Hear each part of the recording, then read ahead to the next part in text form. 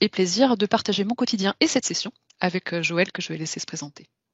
Bonjour à toutes et à tous. Donc, je m'appelle Joël Crest. Je suis référent Data IA à l'agence d'Aix-en-Provence d'Exakis Nélite. Donc, comme vous l'avez constaté, je travaille avec Christine Coste et je suis également MVP Data Platform.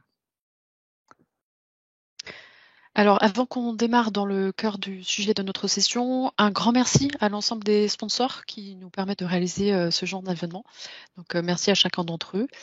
Et également un petit mot pour les 3 communautés organisatrices que vous pouvez suivre sur les différents réseaux sociaux via les liens qui sont affichés à l'écran. Alors, je vous propose qu'on démarre tout de suite sur le contenu des outils d'intelligence artificielle dans Power BI. Il en existe beaucoup. On n'a évidemment pas pu faire un parcours exhaustif aujourd'hui. Du coup, avec Joël, on s'est consacré sur 3 types d'éléments spécifiques basés directement ou indirectement sur des algorithmes préentraînés. Donc moi, dans un premier temps, je vais vous parler de tout ce qui va être visuel standard, donc sur Power BI Desktop, et Joël enchaînera sur la deuxième partie, sur les cognitive services et auto machine learning. Alors, en ce qui concerne les visuels standards dans Power BI, l'idée c'était de vous donner une explication courte et simple du fonctionnement des cas visuels qu'on a sélectionnés et de les appliquer sur un cas concret.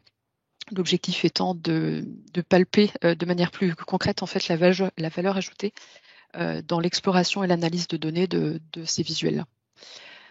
Le premier que je vous propose de regarder, c'est celui des influenceurs clés. Alors, son objectif à lui, c'est de aider à comprendre les facteurs qui peuvent affecter une métrique que l'on souhaite observer.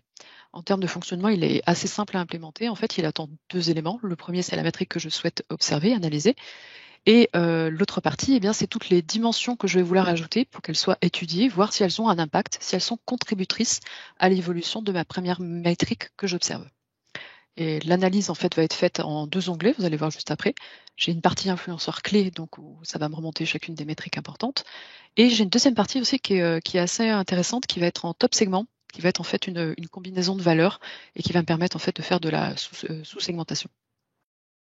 Alors le cas d'usage typique sur ce genre de visuel, j'avais envie de vous citer le prix immobilier quand on cherche à savoir quel facteur influe sur la hausse ou la baisse d'un prix. Ou alors, ce qui est assez couramment utilisé, sur une enquête de scoring. Admettons que j'ai un score de 1 à 10 auprès de mes consommateurs, que je cherche à savoir quel facteur contribue à des scores hauts ou au contraire à des scores faibles. Et c'est le contexte que je vous propose sur le jeu de données d'exemple. Donc là, le jeu de données que j'ai utilisé pour la démo, ce sont des évaluations de clients, donc de personnes qui ont souscrit à un service cloud. Donc chaque utilisateur qui va laisser un commentaire va laisser une évaluation. Alors là, en l'occurrence, les données sont en anglais, donc ça va être le rating. Donc l'évaluation. Dans mon dataset, j'ai aussi la région d'où est originaire le client, son rôle au sein de son entreprise, la taille, le thème, la souscription. Voilà, j'ai un certain nombre de critères, de dimensions, et je cherche à savoir quels sont les facteurs qui impactent, quels sont ceux qui influencent le fait qu'une personne va me laisser un commentaire négatif. Donc là, le visuel se présente en 2 parties. Sur la partie gauche, j'ai la liste de ce que l'algorithme a identifié comme les influenceurs clés. Et en fait, avec le système O des phrases, ça me permet de m'accompagner dans la lecture du visuel. Donc quand la personne qui m'a laissé le commentaire, le rôle au sein de sa société est consumer, la probabilité qu'il me laisse une mauvaise évaluation est augmentée de 2,57 fois. Et du coup, sur la partie de droite, on rentre un petit peu plus dans le détail, c'est-à-dire que ça reprend l'ensemble des valeurs que peut prendre la dimension dont est concerné l'influenceur clé. Donc là, en l'occurrence, le rôle dans l'organisation pouvait prendre 3 valeurs, soit consumer, soit administrateur, soit publisher. Et là, si je passe en survol, je vois dans l'infobulle que 14,93% des personnes qui m'ont laissé un commentaire et qui avaient un rôle consumer dans le dataset, m'ont laissé une mauvaise évaluation. Donc effectivement, ils sont assez surreprésentés par rapport aux autres, puisqu'ensuite, l'autre information importante de ce graphique, c'est la moyenne qui en est faite, sélection exclue. Exclue, donc pour tous les autres clients qui ne sont pas consommateurs, la moyenne était à 5,78, et comme ça, on peut voir l'énorme écart qu'il y a entre les deux. Un point qui est important, c'est que là, vous pourriez me dire que le rôle juste à côté, l'administrateur, il est assez haut aussi dans le graphique, puisqu'il est à 13,42, et on pourrait se demander pourquoi il n'apparaît pas dans les influenceurs clés de la liste. Eh bien, en fait, c'est parce que l'algorithme prend en compte le nombre de points pour déterminer si la métrique est un influenceur ou non. Et là, en l'occurrence, j'avais préparé du coup un comptage pour bien se rendre compte que les administrateurs, que ce soit avec des évaluations hautes ou basses, représentaient moins de 3000 points. Contrairement au consumer, là pour le coup, on est quasiment 10 fois plus sur les quantités. Voilà. Donc l'algorithme prend en compte le nombre de points pour déterminer si la métrique est un influenceur ou non. De cette manière, je peux dérouler chacun des thèmes des influenceurs clés pour avoir plus de détails. Et ce qui est intéressant, eh bien, c'est que mon visuel est réactif aux autres éléments de ma page, y compris les sélecteurs. Donc là, j'ai positionné un sélecteur sur la taille de l'entreprise, ce qui va me permettre de faire un focus sur une sous-segmentation de ma clientèle. Là, en l'occurrence, j'ai choisi les grandes entreprises.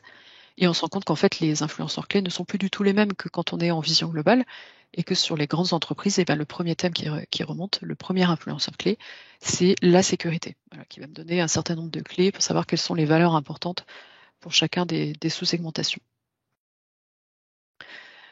Quand je bascule sur l'autre onglet dont je vous parlais tout à l'heure sur le top segment, alors qu'est-ce qu'un segment? L'algorithme comprend ça comme un descriptif de typologie de client, c'est-à-dire sur un regroupement de métriques. Ça fait une sorte de patate avec des caractéristiques communes. Et donc là, l'algorithme en a déterminé 6. Je suis sur une vision globale. J'avais sélectionné l'histoire d'être sur les grandes entreprises. Et à ce niveau du visuel, j'ai 2 informations importantes, notamment par l'affichage des bulles. Et il y a 2 dimensions à comprendre. C'est que là, il y a 2 informations importantes. C'est la hauteur de la bulle et son diamètre. La hauteur de la bulle va me transmettre la proportion du segment à déposer des mauvaises évaluations, alors que le diamètre de la bulle, eh bien, c'est le nombre de clients que ça représente par rapport à l'intégralité de mon dataset. Ces 2 infos, de toute manière, sont reprises sur le bas du visuel. Et je peux descendre d'un niveau et observer segment par segment. Sur le côté gauche, j'ai les influenceurs clés typiques de ce segment-là qui sont repris, et également la comparaison avec le général. Donc là, sur mon segment 1, je suis à 30,8% de mauvaise évaluation, alors que sur le reste du dataset, je suis à un peu plus de 11%. Donc on peut voir comme ça le rapport entre les deux, et je peux naviguer de segment en segment pour continuer mon exploration. Voilà pour le premier visuel. Je vous propose tout de suite qu'on passe au second. Le second qui est l'arborescence de décomposition. Alors ce visuel-là, son atout, c'est qu'il agrège automatiquement les données et va me permettre de les visualiser sur plusieurs dimensions, et ce, dans n'importe quel ordre. Et ça en fait un outil éminemment puissant pour l'exploration et l'analyse de données. Son fonctionnement est assez simple et un peu calé sur le précédent, c'est-à-dire qu'il a besoin de 2 types d'entrées.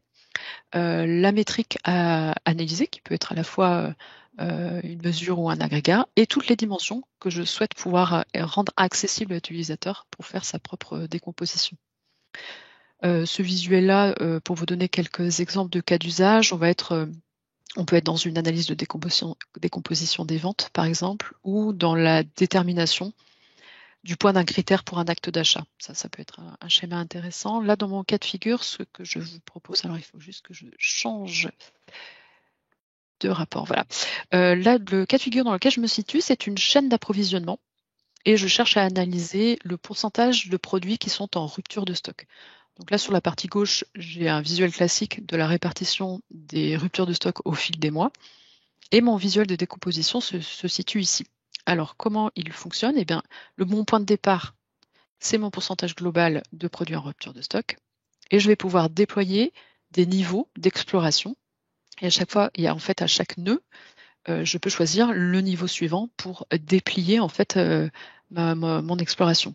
Alors sur la partie haute, j'ai 2 niveaux spécifiques. Ils concernent les découpages IA, je vais y revenir dans un second temps. Mais en dessous de la barre, eh bien, j'ai l'ensemble des dimensions qui me sont accessibles pour dérouler l'ensemble de mes niveaux. Donc je peux les prendre absolument dans n'importe quel ordre. Là, par exemple, je vais prendre la région, je vais redérouler encore un niveau sur le type de produit. Et je peux dérouler comme ça à ma guise, en fait, dans n'importe quel ordre, les dimensions qui me sont accessibles. Et à chaque fois, je vais avoir une décomposition de la métrique initiale selon les valeurs de la colonne. Alors, ce qui va être intéressant, c'est que je peux, si je change de chemin sur mon premier niveau, eh bien mon second niveau s'adapte. Je n'ai pas besoin de redescendre de remonter pour redescendre, il s'adapte automatiquement. Ce qui est intéressant aussi, eh bien, c'est qu'il va provoquer du filtrage croisé. C'est-à-dire que là, par exemple, si je me concentre sur ce produit spécifique, eh bien, je peux constater, grâce à mon autre visuel, eh bien, que sa rupture de stock sur ce produit spécifique n'a pas eu lieu toute l'année, mais uniquement sur le mois d'avril. Et je peux comme ça, en fait, préciser un peu mon analyse. Ce qui marche dans un sens marche évidemment dans l'autre. Donc, si je choisis un mois en particulier, eh bien, le dérouler, mon scénario, mes différents niveaux, vont se réadapter en fonction de ce que j'ai sélectionné sur la page. Là où ça devient très intéressant, c'est que lorsque hop là, je vais essayer de l'effet démo, j'ai mon infobule qui est coincé, c'est pas grave. Juste en dessous, j'ai valeur basse ou valeur élevée. En fait, ce sont les deux niveaux que me sont proposés par le découpage IA. Donc c'est l'algorithme qui va déterminer parmi tous les champs qui sont disponibles dans les dimensions qui ont été mises par le concepteur au niveau de la construction du rapport. L'algorithme va déterminer celui qu'il faut pour obtenir la valeur la plus haute ou la valeur la plus basse. Donc je vous montre tout de suite, là je vais sélectionner valeur élevée. Je peux enchaîner aussi plusieurs niveaux de découpage IA les uns après les autres. Donc là, admettons que je vais en dérouler deux. En fait, il est paramétré pour à chaque fois aller chercher le niveau, la métrique qu'il me faut pour analyser la valeur la plus haute. Ce qui fait que là, je ne sais pas si vous avez observé, mais j'avais laissé le mois de février en sélectionné. Si je le désélectionne, il va conserver que je veux les niveaux les plus hauts. Par contre, il a changé les dimensions qui ont été sélectionnées. En fait, c'est du paramétrage sur l'angle d'attaque de mon exploration.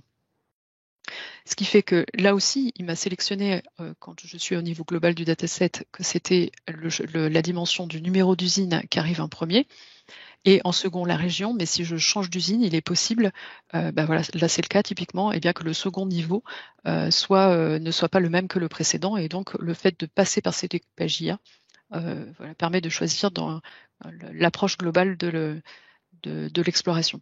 Ce qui fait qu'on pourrait même imaginer construire des signets avec des scénarios complets pour explorer les plus hauts et les plus basses directement.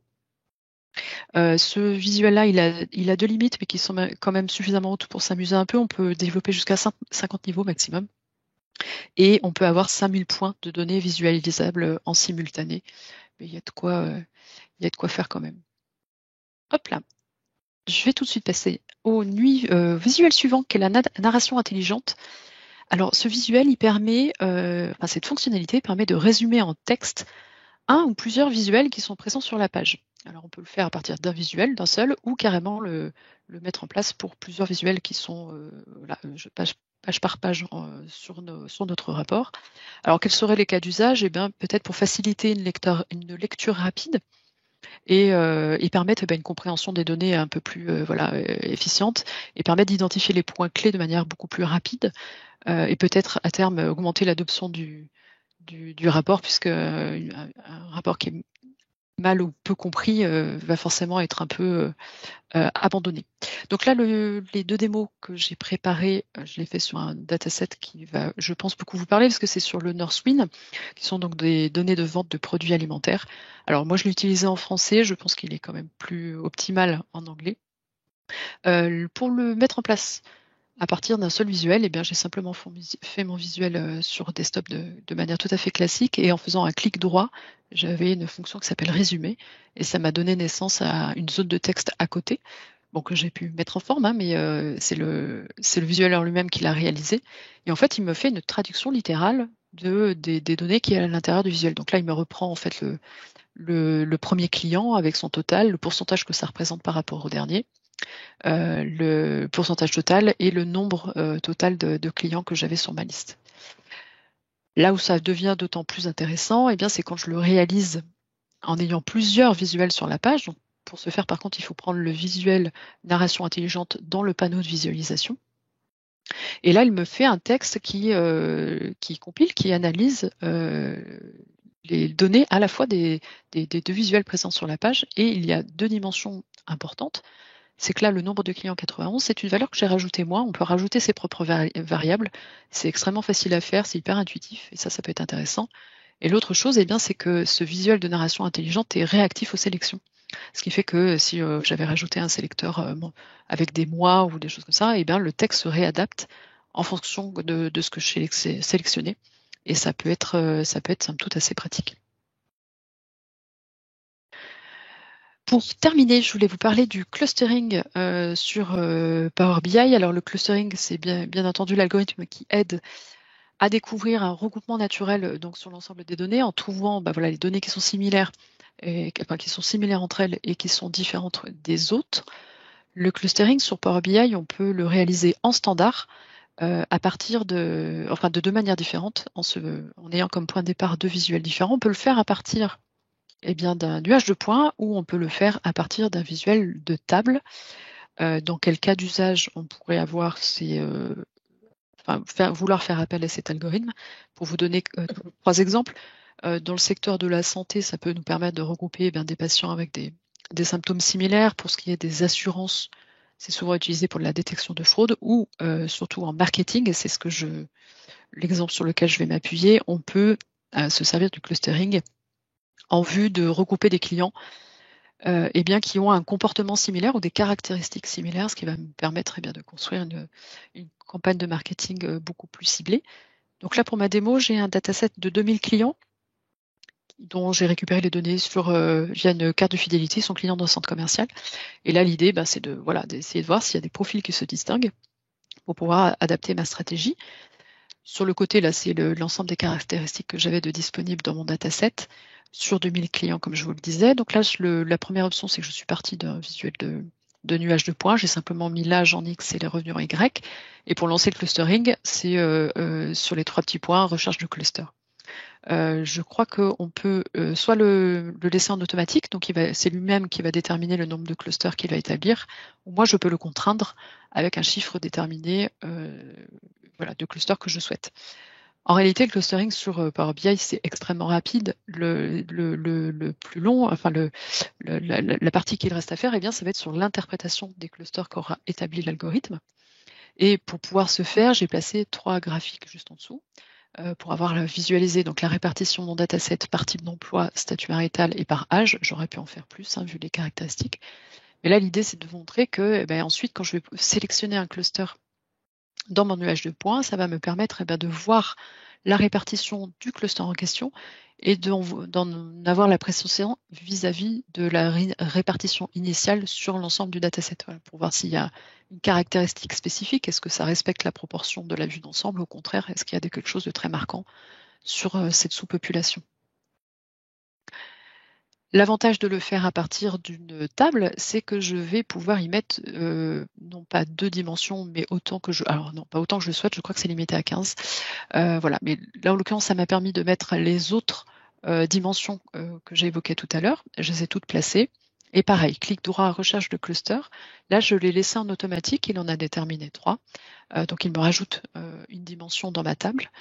Et ces 2 visuels à droite que j'ai voulu faire, c'était déjà pour avoir une pré-analyse, une première visualisation des clusters que l'algorithme m'a établi, voir s'il y avait une bonne répartition des clusters ou au contraire s'il y en a un qui était un peu surreprésenté, ce qui est le cas là ici, j'ai le cluster 1 qui est plus représenté que les autres. Et d'avoir une première analyse d'un point de vue du revenu. Donc j'ai simplement placé le revenu moyen global pour avoir un ordre d'idée, donc à 121 000, et de voir comment les clusters, quel était le niveau de revenu moyen par cluster. Donc là, on voit que le cluster 2 se détache énormément, que le cluster 3 est bien en dessous de la moyenne. Et là, l'idée, ça va être pareil, ça de placer un certain nombre de visuels d'analyse qui va me permettre, lorsque je vais sélectionner un cluster, de pouvoir plus facilement interpréter quelle typologie de clients j'ai à l'intérieur. Donc là, sur le cluster 2, j'ai des personnes avec un niveau de revenu qui est plus élevé que la moyenne. Et en parcourant les visuels, je me rends compte que ce sont à très grande majorité des hommes et qu'on n'est pas du tout sur la même proportion que dans le dataset global. Que ces personnes-là sont célibataires et vivent principalement dans des villes grosses ou moyennes. Et voilà, comme ça, visuel après visuel, je peux avoir une visualisation plus concrète et plus fine de ce qu'il y a à l'intérieur de chacun de mes clusters. J'en ai terminé pour ma partie. Joël, je te laisse enchaîner sur la suite. Je vais prendre la main, je partage mon écran. Hop.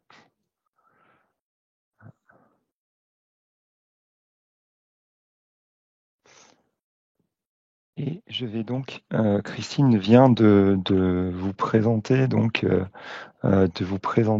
la partie, les visuels intégrant de l'IA accessibles par l'utilisateur final. Les outils que je vais vous montrer se situent en amont. Il s'agit d'un ensemble de services. Donc, on voit qu'il y a deux parties, les Cognitive Services et l'Automated Machine Learning, qui vont intervenir sur la partie préparation de données, donc sur la partie Power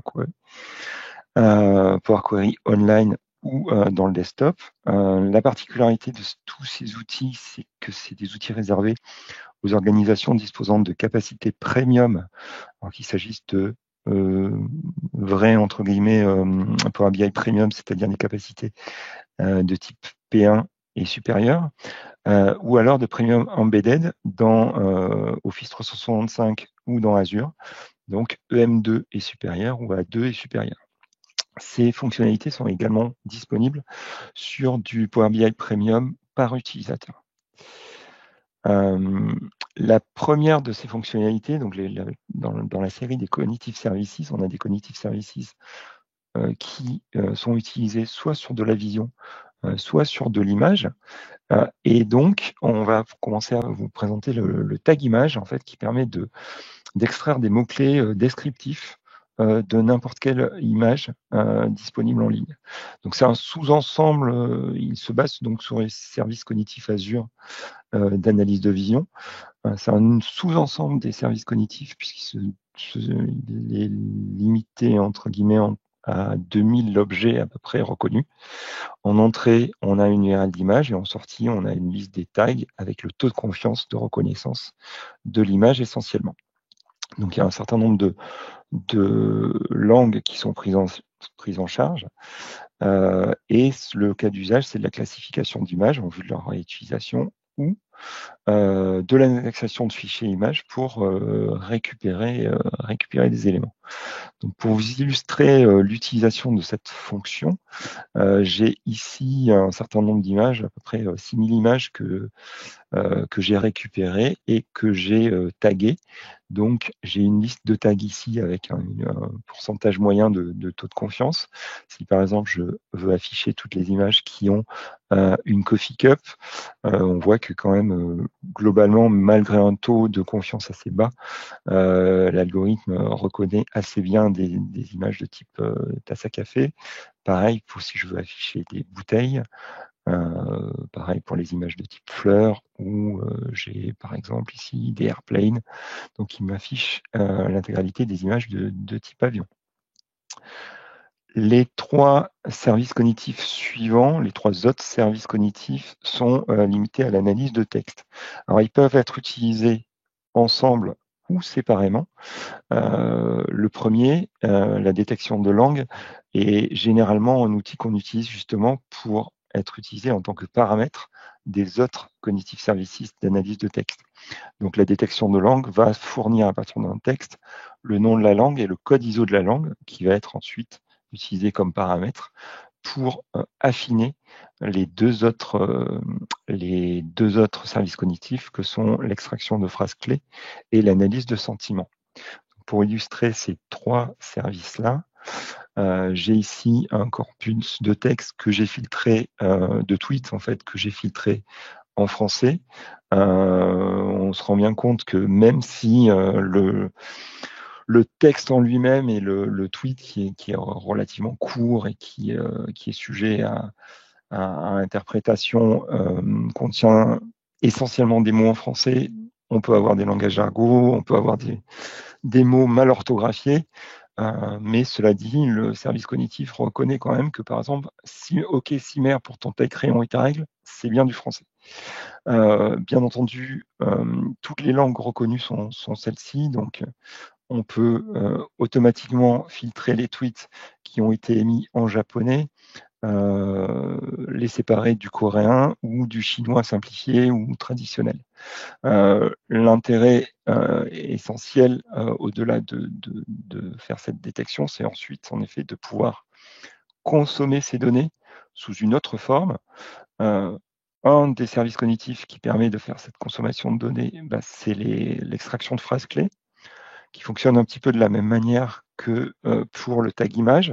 On a ici des corpus qui sont des reviews IMDb sur des commentaires sur des films.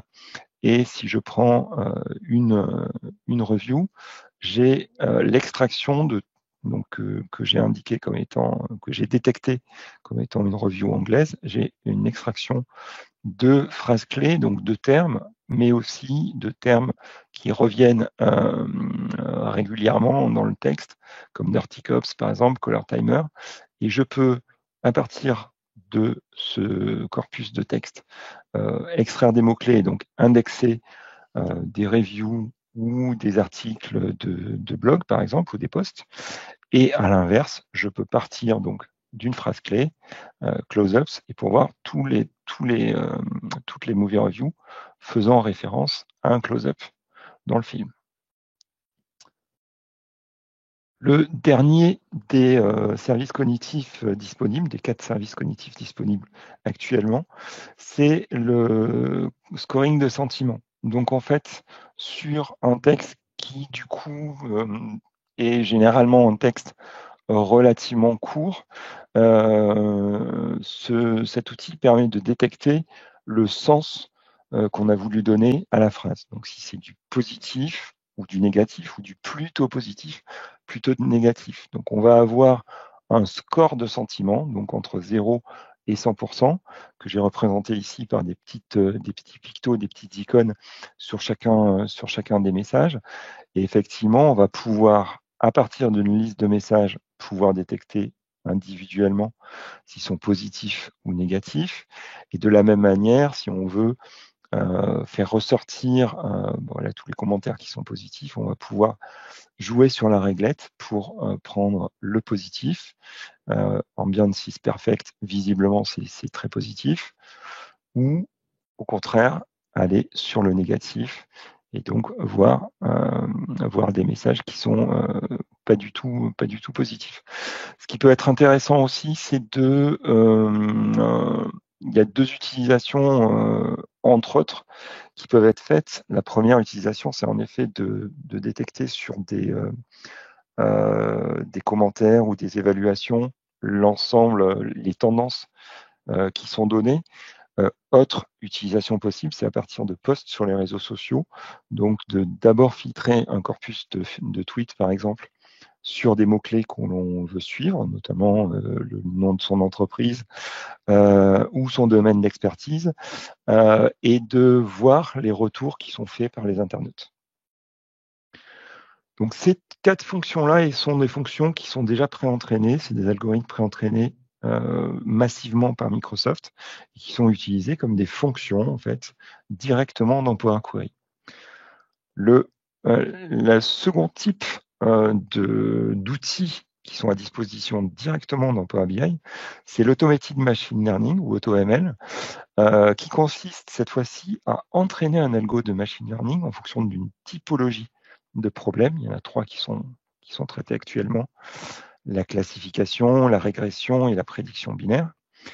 Donc, Microsoft va mettre à dispo la puissance de calcul, les algorithmes correspondants, va entraîner en parallèle tous ces algorithmes sur un ensemble de données échantillonnées que vous allez lui donner, vous allez le nourrir avec ces échantillons-là.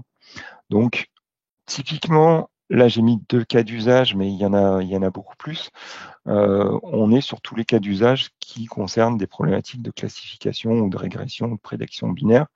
2 exemples en particulier. Un exemple qui a été cité tout à l'heure par Christine, c'est l'estimation par exemple d'un bien immobilier à partir d'un certain nombre de caractéristiques. Autre exemple qui est réellement typique, c'est ce qu'on appelle le churn ou l'attrition, qui est la capacité à prédire le risque qu'un client quitte votre entreprise pour aller à la concurrence en fonction d'un certain nombre de critères. Alors, Automated Machine Learning, ça se passe uniquement dans le service. Je vais quitter le mode plein écran pour basculer sur le service. Et je me suis positionné ici sur un data flow. Donc, ça se passe, pour ceux qui ne connaîtraient pas les data flows, c'est la partie Power Query online, donc la façon d'entraîner ou d'exposer des données directement pouvant être consommées par des jeux de données Power BI. Donc, j'ai ici, parmi mes tables, une table que je vais considérer comme ma table d'échantillon. house prices, donc j'ai les prix d'un certain nombre de maisons, de logements, avec un certain nombre de critères. Et lorsque j'ai des données en entrée, donc des données que j'ai chargées, je vais pouvoir directement ici accéder à l'application d'un modèle de machine learning. Donc, soit j'ai déjà entraîné un modèle de machine learning, comme je l'ai fait là, et je peux le sélectionner pour l'appliquer. Donc, effectivement, prévoir donc les prix des maisons en fonction de mes critères, ou je peux créer un nouveau modèle de machine learning. Donc, je vais vous montrer toutes les étapes de création et d'entraînement d'un modèle de machine learning. Première étape, évidemment, on part de la table source et on va choisir une colonne de résultats. Donc une colonne qui peut être une prédiction binaire, oui, non, ou une valeur, si on est sur un type de calcul qui se base sur des algos de régression. Là, en l'occurrence, j'ai besoin de deviner le prix de ma maison. Donc je sélectionne le prix et je vais cliquer sur Next pour choisir le type de modèle de machine learning. Donc, au bout d'un certain temps, Power BI va me proposer une typologie de modèle de machine learning. On va le laisser, hop, voilà, c'est fait. Il me propose, il a vu que c'était, je lui avais indiqué que le résultat était un résultat numérique, donc il va me proposer des modèles de type régression. Si je considère que ce n'était pas le bon modèle et que je voulais lui présenter autre chose, je peux bien entendu choisir un autre modèle. S'il est possible de passer à un autre modèle, vous voyez qu'il me permet de faire une prédiction binaire sur ce calcul, mais pas de faire une classification générale sur la valeur que je lui ai donnée. Je vais rester sur une régression. Et donc, étape suivante, Power BI va analyser les données qui sont dans mon échantillon et il va me proposer des critères, des attributs donc d'évaluation du prix. Donc, effectivement, la colonne de résultats est prise en compte, est récupérée, mais n'est pas prise en compte dans le calcul. Power BI me décoche automatiquement les colonnes pour lesquelles il y a trop de valeurs différentes, donc typiquement ma clé ici de mon enregistrement, et des colonnes avec faible corrélation avec le prix. Ça ne veut pas dire, c'est à moi de lui dire si effectivement ce sont des colonnes que je veux ou des colonnes que je ne veux pas. Typiquement, je considère que le nombre de chambres ou le nombre de salles de bain sont des critères que je veux prendre en compte.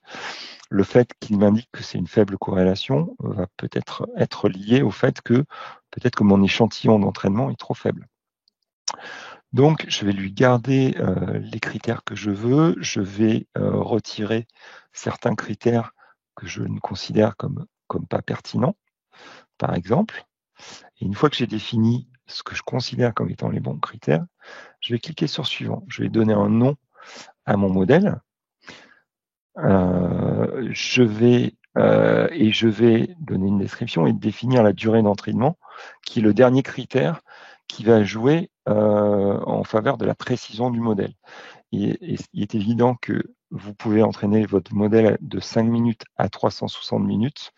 Alors, c'est jusqu'à 360 minutes. Si vous mettez 360 minutes, ça ne veut pas dire que votre modèle va être entraîné jusqu'à 360 minutes. Ça veut dire que votre modèle va changer les paramètres de chacun des algos entraînés et va jouer sur énormément de paramètres. Donc potentiellement, ça peut prendre 1 heure, ça peut prendre moins, selon la taille de votre échantillon, mais au moins vous aurez testé toutes les combinaisons possibles. Et au final, vous allez cliquer sur entraîner, enregistrer et entraîner pour passer à la phase d'entraînement proprement dit. Donc là, pour le coup, j'ai pré-entraîné mon modèle. Lorsque je clique sur enregistrer et entraîner, j'ai mon échantillon de départ qui est splitté en training data et testing data, deux requêtes spécifiques qui coupent respectivement à 80% et à 20% mon échantillon. Donc 80% pour l'entraînement du modèle et 20% pour les tests. Et donc l'entraînement va être appliqué, va être réalisé. Et au final, ce qui va être mon résultat, c'est un modèle de machine learning prêt à être utilisé et appliqué. Ce modèle, je vois que je peux le réentraîner, je peux l'appliquer sur une donnée, Et je peux également, chose très intéressante, voir le rapport d'entraînement.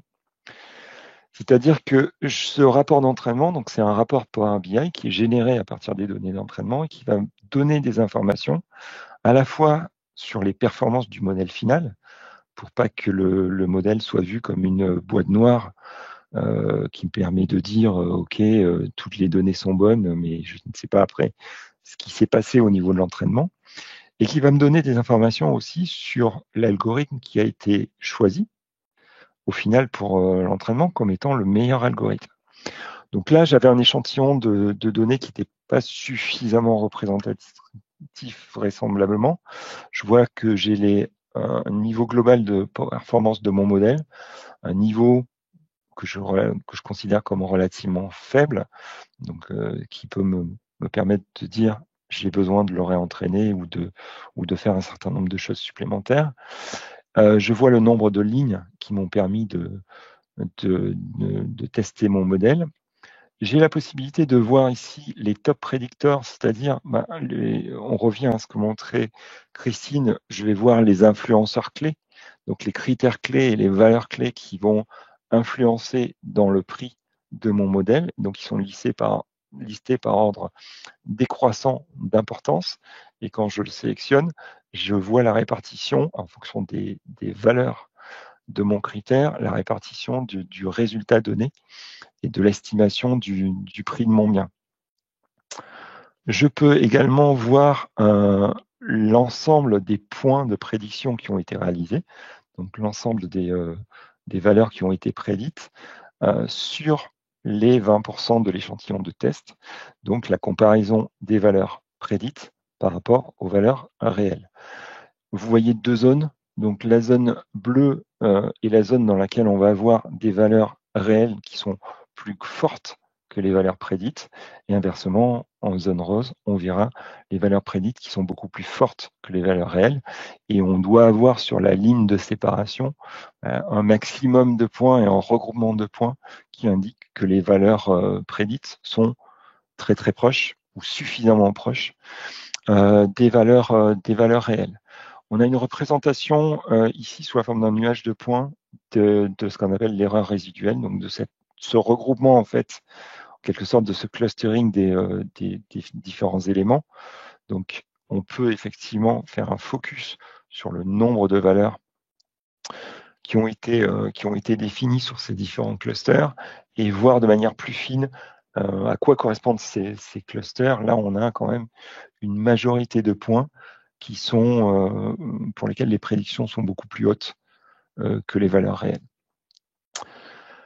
Dernier élément que nous avons à notre disposition, c'est le détail de l'entraînement. Donc c'est pas forcément un élément qui est à la disposition, enfin qui est facilement interprétable par un créateur de rapports Power BI et un analyste de données lambda. C'est vrai que c'est plus des informatif, et ça permet de voir le nombre d'itérations qui ont été faites durant ce focus d'entraînement, cette session d'entraînement. On voit le nombre de lignes entraînées, le nombre de lignes d'échantillonnées. On voit le modèle final qui a été choisi. Et ici, on peut voir les détails des entraînements avec les paramètres qui ont été appliqués sur chacun des entraînements. Donc, on voit par exemple typiquement les algos qui ont été scorés avec les chiffres, les valeurs de qualité les plus basses. Et par rapport au modèle qui a été listé, on voit les catégorisations, donc les catégories qui ont été principalement retenues, et donc le nombre de modèles min et max, et les seuils qui ont été retenus pour choisir ce modèle. Je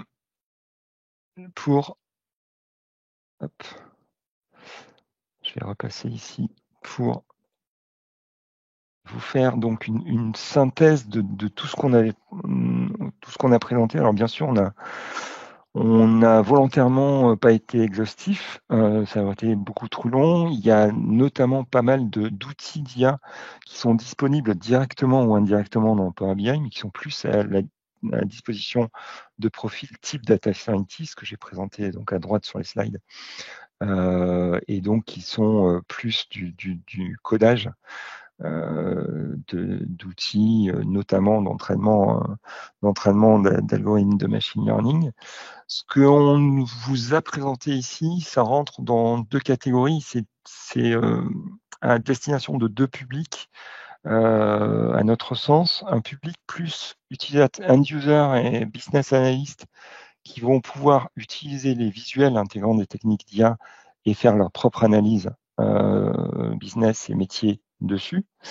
Et un profil plus créateur de rapports, je dirais data analyst, qui eux vont utiliser les cognitive services et l'automated machine learning pour au final pouvoir produire quelque chose et entraîner un modèle de machine learning et produire un résultat qui, du coup, sera à destination des end users, mais qui sera déjà pré-interprété.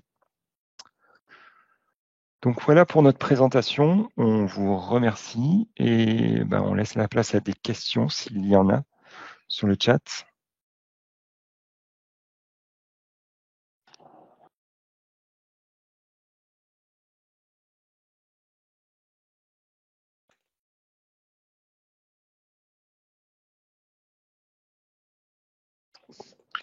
Alors, pas de questions.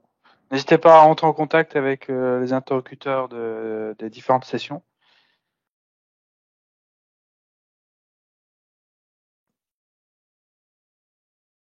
Alors, s'il n'y a pas de questions, peut-être on a des remerciements.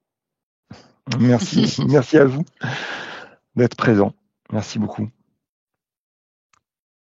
Des applaudissements, des tops, des merci. Merci Tracy.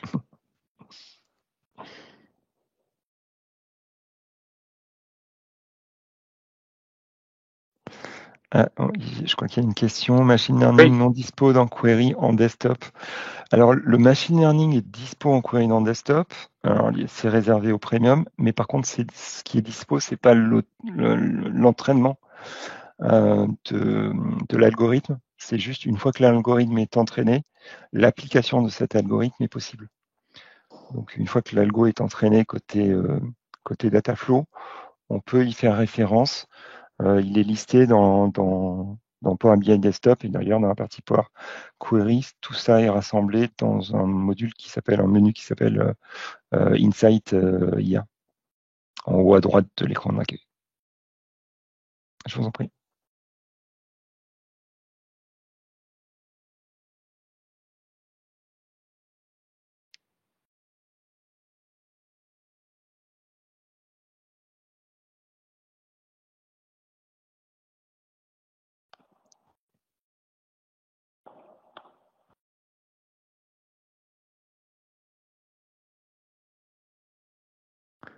Merci à toutes et à tous. Merci beaucoup.